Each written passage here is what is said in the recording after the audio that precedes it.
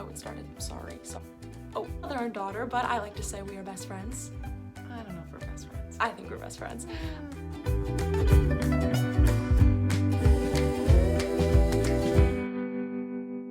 Hi everyone, and welcome back to Because I Said So. Where the food and your daughter's comments are always basic. Thank you for that.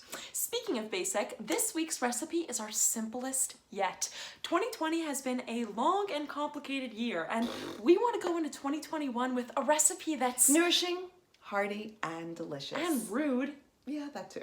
This week's recipe is a sweet and savory pasta, and it's got all the ingredients in it that are going to make your mouth water, with roasted sweet potatoes, onions, tangy feta cheese, and lots of herbs. So what are we waiting for? Let's get cooking. So here we have our sweet potato, and this happens to be a smaller sweet potato. You do not have to take the skin off or peel it at this point. You know I like things nice and simple. We're going to cut off the end, and we're going to cut off the other end. Now, this is a small potato, so I can do this. If it was a larger potato, I probably wouldn't stand it up, but we're working with small ones. We're just going to cut it down the middle. Now we're going to turn it over. You're going to cut into some slices. Be careful. And now we have these slices. So you have a choice. If you don't want the skin, you can just cut it off. I'm going to leave the skin on because the skin actually has a lot of the nutrients in the potato. But I am going to now cut that stick into two. So now we have these 4 sticks, and you see we're going to have these nice little square chunks. Slice, slice, slice, slice, and slice. And you have these nice even cubes, and we want the potatoes as even as we can, because that helps them cook more evenly. So we have our sweet potato all cut up into nice even chunks. We're just going to take a little olive oil. I'm gonna put the rest on some of these onions over here. And we're just going to mix it up so the olive oil is evenly distributed. On this pan, I actually have a few red onions, which have already been put into some oil. I'm going to put our sweet potatoes. Make sure your sweet potatoes are all spread out, have their own space. You want them to be socially distant so that they can all roast evenly. So everything is nicely socially distant, and now we're going to put on the salt. And when you sprinkle salt, don't sprinkle it close. Remember, you want to do it from high above. Now we're going to put it into an oven preheated at 425 degrees. We're going to put it in for about 35 minutes or so. New year. What are you saying? Well, we actually can we start over? Yeah. Okay, new stove. What do I say? And we're back.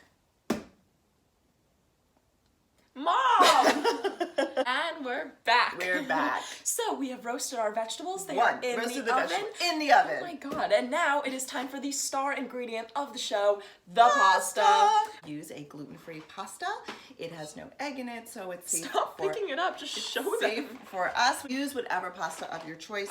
We are choosing to use fusilli, these little corkscrew pasta. If you want to use penne, you can use penne. If you want to use spaghetti, you can even use spaghetti. All right, first thing, turn on the water. We have filled our pot 2/3 of the way full. And put some salt in the water. Which helps bring it to a boil. And there makes you it go. taste nice. Still like pour it in there like Move that. over. Right? Experts at work here. Oh, here we go. Look who's turning on a stove. What? Cover. You want it to come to a rolling boil. See you in 8 minutes. All right, so here we are. We've got whoa, look at that steam. We've got a nice rolling boil. You really want to make sure your water is nice and hot and boiling.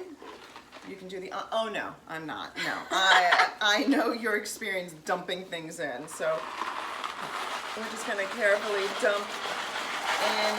We're just gonna stir it occasionally until it's nice and al dente. Al dente means it is not fully cooked through. You want a little bit of chew there.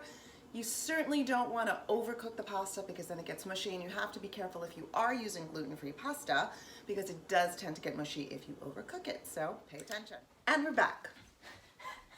There we go. And we're back. All right, our pasta is drained. We just put it into a colander. Now here's the special ingredient you're going to need, and I know it sounds a little strange. Save some of that pasta water. We're actually going to pour some of that pasta water into the pasta once we mix up all the veggies. The starch from the water kind of lends to that whole creamy effect. And actually, if you have some leftover pasta that you have in the refrigerator and you kind of want to revive it a little bit, you can actually pour some of the pasta water over it and it'll become like a kind of like a creamy fettuccine type dish. The more you know. The more you know. All right. Beep. I booped ya. All right, so there goes the steam. Woo! You want your pasta to be, you know, finishing around the same time that your vegetables are finishing. The vegetables look so good. So we're going to pour the pasta. Actually, can you move the spoon? Yeah. We're gonna. It's hot. Sorry. Pour it into. I just got attacked by fusilli. There we go. Could be worse. All right, we're going to pour a little bit of the pasta water. Maybe like a 1/4 cup or so. Mix it up. Mix it in. Okay, you don't want to mash it. You want to kind of just like lightly toss. How did I stir wrong? Lightly. You're like, you're going to like mash it all up. It's delicate. You need to treat it as such. Now we're going to put in our. Oh my God, they look so good. House smells so good. This is what your roasted sweet potatoes should look like. So delicious. Brings out all of those natural sugars. Ow! Potato. Oh my God, I want to Pouring eat that it. in. We are going to add in our delicious roasted onion, red onion. Much more flavorful than a sweet onion. Use what you have, but if you can get red onion, totally worth it. Feta cheese and all the ingredients and the recipe will be it's at the bottom of the screen, or you can go to www.matzabalfitness.com. All right. This recipe is not dairy-free, as you can see that we just sprinkled feta, Yes. but if you want to make it dairy-free, it's still delicious without or with dairy-free cheese. Just eliminate the feta. You are going to, I just like the freshness of some fresh cut spinach, about a handful or so. Okay, we're going to lightly mix it and then we'll be back to make the marinade. We're going to start with 1 tablespoon of extra virgin olive oil. And again, all the ingredients will be listed at the bottom and you can always go to the website. This is some apple cider vinegar, maple syrup, and here I have salt, rosemary, thyme, and a little bit of pepper. Put that in. All right, and you can mix it up with a fork. Another way to do it is to put it in like a small jar or a bowl with a cap and then just shake it up. That actually probably. All right, we're just lightly tossing everything. I'm actually going to put in a little bit more of that pasta. Might as well use the whole thing. Pasta water, kind of get that starch going. Look how beautiful this looks. And also, you know, you can do this in different variations. You can put it over grains. You can just make it in a salad. You don't have to use pasta if you don't want to, but look how beautiful that is. Is it good? It's so good. I think we're gonna have this for dinner. Actually, I think I'm not gonna make it to dinner. I think It tastes like something you have at a restaurant. Such a great way to wing in your new year.